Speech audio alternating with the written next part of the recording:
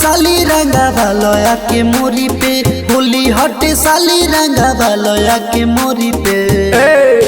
आवना रंग डालही के फेरा में जीजा जी, हाथ फेरी दिला दूध के कटोरी पे। रंग डालही के फेरा में जीजा जी, हाथ फेरी दिला दूध के कटोरी पे। जनी तुल जय हो रंगा भाईली हो ढोढ़ी पे, जनी तुल जय हो रंगा भाईली हो ढोढ़ी पे।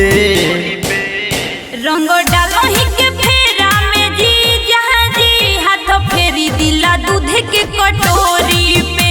रंग डालही के फेरा में जीजा जी, हाथ फेरी दिला दूध के कटोरी पे।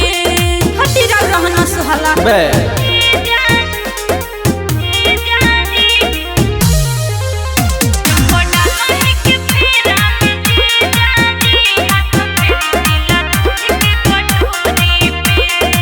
साली हो तू रजनी जी जाके दिल जी, ना जीजा डाले दे हम रउआ मोबिल जी।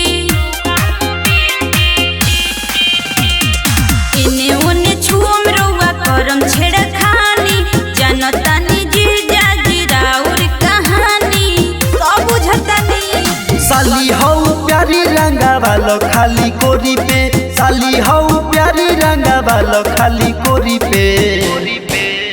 रंग डालही के फेरा में जीजा जी, हाथ फेरी दिला दूध के कटोरी पे। रंग डालही के फेरा में जीजा जी, हाथ फेरी दिला दूध के कटोरी पे। हाथ फेरी दिला दूध के कटोरी पे। रंग डालही के फेरा में जीजा जी, हाथ फेरी दिला दूध के कटोरी पे।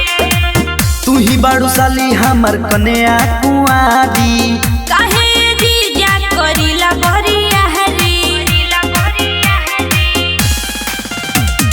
सोनू सररती जी बाते रउआ बूझी, संजू के धन हना एकरा पजूझी।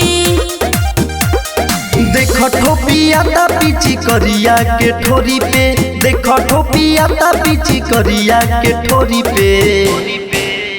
रंग डालही के